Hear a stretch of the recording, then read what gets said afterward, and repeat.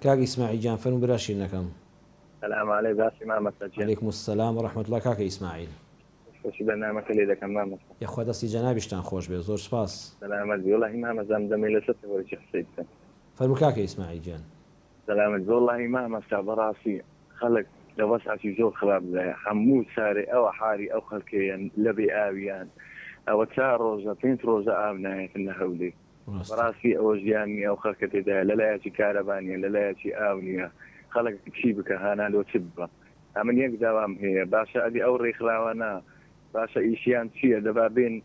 بابين سيتر كنكري الرواني قركا كان باشا ايشيان تشيه هل بس اذانا باراماري لا فيها كان لكن درين فرانك لو هيك لو هيك ادي وش خيرني امام ساعي بس اخر شي دابل گەورەترین خێر ئاوە وانيا ما يعني براسي او ريخلا وانا براسي ام قلي منيل حكمت دامنا او نيك بس ادي ريخلا وكان خو دتانا يعني بان جواز كان دو خير خواز بيتن بشيتت تنكري رواني قرك كان براسي ساعه ديز قرك فانزا قرك سله ولي بي اوا ازكي با او فهم ليره شي ازكي او كان على برزي بنين خو بەڵام قەڵام شتەکە دڕا معلومە ڕاستە تەواوە ڕاستە بس خلوف شيء هوالني هوادارم سبيني لكاتي وتاركتي هوادارم بعض بكي براسي جانا وهنار واتن أما خوشم ديم سردان الدكم غربد شوالة جمعان ديم يعني لو تاركت بس هوادارم سبيني لو تاري نيجي هيني هوادارم بعض بكي براسي أو تسارو زعاوني سيقرت قرتاوكنيا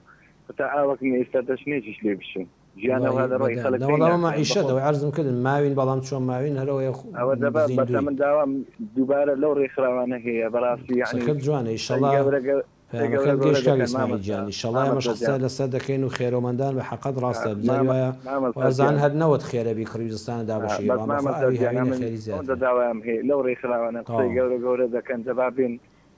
دراز ده كان يعني دراز ده كان أواني خم خوري ملتي ندتن باري لو غزة ومزيخ ده كان هو دراز كان هذه ملتي خود جو دسي او ذاك لا بابين بيشي كان كريبني او شر خير كان خوش بخير اسمعي فهمك جوان بو ان شاء الله منش قصيده صدقم ومدوارم ان شاء الله قصيج خير ما جا بقري كاك اسماعيل باسی ئەوەی کرد کە بەداخەوە ژیانی ئێستا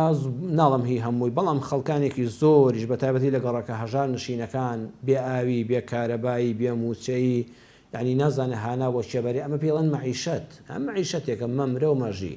زیندووبوونە وەکو هەر ئاژەڵێک دەژیە و دەبێ و نابێ و یعنی هەر زیندووە ئەو حیاتی دنیای نییە کە خوا فەرموویەتی داوای لە ڕێکخراوە خێرخوازیەکان کە ڕێک خراوە خێرخوازیەکان جێگەی حرمەت و ڕێزن کەسێک بە کاکە ئیسماعیل ڕەمبێ جەنابێت ئێستا ئەم کاتی کە تەلەفۆنت کرد تۆ لە ماڵەکە تا قەترە ئاو نییە بەدەری جەنابڵی وا حکوومەتی ژنەی کرد قسەکەت زۆر جوانە لە ڕوویەکەوە کە داوا دەکەی ڕێکخراوی خێرخوازی ئاو بە یەکێک لە خێرە هەرە گەورەکان بزانێ واللهی وایە واللهی خێری ئاو بڕواتان هەبێت لە گەورەترین خێرەکانە یعنی تۆ ماڵەکەت هەموو کەلوپەل و شتێکی تێدا بێت کە ئاو نەبوو ژیانن نییە عیبادەتی خوا عیبادەتەکان لە دەستنوێژ و لە غوسڵ و لە پاک و خاوێنی و هەمووی بە ئاو دەکرێت نان و شێشت و خۆراک هەمووی بە ئاو دەکرێت یعنی دین و ژین پەیوەستە بە ئاوە کوردەواری جوانیان فەرمەڵێت ئاو ئاوەدانی والله هەر شوێنە ئاوی نەبوو ئاوەدانی لێ نییە با هەمووی کۆشک و تەلار و عیمارەبێ هیچ نییە با هەموو جادەکەی ڕازاوە بە کە ئاو لە ماڵەکەدا نەبوو هیچ نییە بۆیە خێری ئاو زۆر گەورەیە هیوا ئاوا ئازانەیە گە بەس نەوت بکڕێ بۆ زستانان بۆ ماڵان بۆ هەژاران خێرە بەخۆ ئاوی هاوینەکە بە قەدەر نەوتی زستانەکە خێری هەیە قسەی کاک ئیسماعیل ڕاستە خۆزگە دەوڵەمەندان ئەمەیان بزانایە قەیچێک ئەگەر وا حکومەت بەرکی خۆی هەڵنەستە یان وتی پێم ناکرێ یان فریان ناکەوم دەوڵەمەندی وای دەتوانێت سی چل تانکەر ئاو بکڕێ زۆر ڕاستە سی چل تانکەر ئاو هەفتەی دوو جار بچێتە گەڕەکێکەوە تاو تر ئەو منتیقەیە ئەم مانگێک دوو مانگمان ماوە بە ئیزنی خوای گەورە کەم و بەریدە و شت وەکو پێویست نەما ئاویش ئەو پێویستێ نامێنێ و دەورە بەرەو سەرمادەڕۆی خوا دەرگای ڕەحمەتێک کە دەکاتەوە بارانی ڕەحمەت دەبارێ یعنی خێرێکی هەرە گەورەیە بەڵام ئەوەی بڵین ڕێکخراوەکان خێر بۆ غەزە کۆ دەکەنەوە یان بۆ منکوبینی دنیا ئەمەش لە شوێنی خۆیدا دەبێ هەر جێگەی تەقدیر و ڕێز بێ مسلمانن ئەوانە شوانی غەزە مسلمانن برای ئاینیمانن وەخۆوەکو منداڵی خۆمانوان لێ قەوماون من دەڵم لە هەر شوێنێک منداڵێک کە برسی بوو منداڵەکانی منوتوێت تەنان دەگە کافریش بێ ئەگە کافریش بێ منداڵە بێدەسەڵاتە بێ ئەنوایە لێ قەوماوە زەرورە پاروێکی خۆت بگریتەوە بەشێکی بدەی بەوە بەڵام وڵاتی خۆت بەدڵنیەوە کاک ئیسماعیل لە پێشترە کوردستانی خۆل لە پێش شوێنانی کەوەیە بەڵام ئەمانەوە نییە خێریش باو شوێنانی تر ئەوەندەی دەسەڵاتمان هەبێت کە موسڵمانن هاو ئاینی خۆمانن هاو قیبلەی خۆمانن ئومەتی محەممەدن صلی الله عليه وسلم مەظلومن لێ قەوماون غەدر لێکراون ستەم لێکراون هەموو دنیا ستەمیان لێ دەکا و کەس نییە بەداخەوە لە سەریان بەجواب بێ بەڵام ئەوەی کە عەرز باست کرد بەڕاستی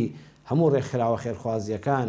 خۆزگە دەوڵەمەندەکانمان ئەم خێرە گەورە لە دەست خۆیان نەدەن کاکە ئەوە بێنن وەڵی گەورەترین خێر ئاوە پێغەمبەری خوا صلی الله عليه وسلم کاتێک کە سعد لە ماڵ نەبوو هاتەوە دایکی وەفاتی کردبووتی ئەی پێغەمبەری خوا صلی الله عليه وسلم دڵنیا مەگە دایکم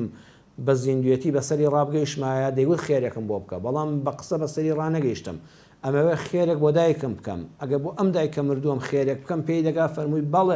بەڵێ وەکو بۆ خۆی خێرەکەی کردبێ وایە فەرمووی ئەی پێغەمبەری خوا صلی الله عليه وسلم چ خێرێک بۆ دایکم بکەم ڕێنماییم بکە چی بۆ بکەم حیوانێک سەر بڕم گۆشتەکەی دابەشکەم چ خێرێک بکەم مزگەوتێ دروستکەم فەرمووی ئاو ئەو منتیقەی کە تۆ تێدا دەژی خەڵکەکەی زۆر بێ ئاوە ئەی سعد ئەو پارەی کە تەرخان کردو بیکەی بەخێر بۆ دایکت بڕۆ بیرە ئاوێکی بۆ لێدا والله بیرێکی گەورەی لێدا حتا دێر زەمان مابۆتە یعنی درەنگانێکی زۆر ناویان نابوو بیرەکەی دایکی سعد بیری دایکی سعد مەشهور بوو عالم دەچوو ئەو منتیقەی لە بێ ئاوی ڕزگاری بوو چاولەی پێغەمبەری خوا صلی الله عليه وسلم ڕوحم بە قوربانی بێ خۆی ڕێنمایی کرد کاتێک کە خەڵک پێویستی بە ئاوا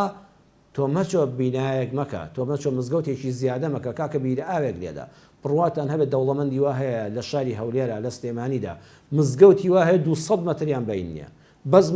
منارەیەکیان لەوانە 40-50 دەفتەری تێچوو بێ خۆ مزگەوت ئاوەدانیە بەڵام هەردووشیان نیوەن لە وتاری جمعدا هەیە سەفێکی لێ بۆ نوێژی عاسر و نیوەڕۆ بەیانی و ئەوانە یعنی ئەگەر تەنها پارەی دوو منارەکە کە زیادن لەوێ مزگەوتێکی بچکۆلە کافی بۆ بەوێ مزگەوتێکی گەورەش بۆ هەموو گەڕەکەکە کافیە پارە زیادەکەی بدرایە بە دوو بیری ئاوی گەورە و خەڵکەکەی ڕزگار کردایە واللهی ئەو دەوڵەمەندە لە مزگەوتەکە خێری زیاتر دەگەیشت والله خێری زیاتر دەگەیشت چونکە مزگەوتێکی بچکۆلە کافی بوو بۆ جەماعەت بۆ جومعەش یەک جامیعی گەورە لە منتیقەیەکی گەورەدا بەشی هەمووی دەکا و زیادیشە الحەمدولله خەڵک نوێژ خوێنە و جێگاکانیش زۆرن بەڵام سێ دەکەی لە مەسافەی 200 مەتر ئێستا لەم شارەدا لە شارەکانی کوردستانە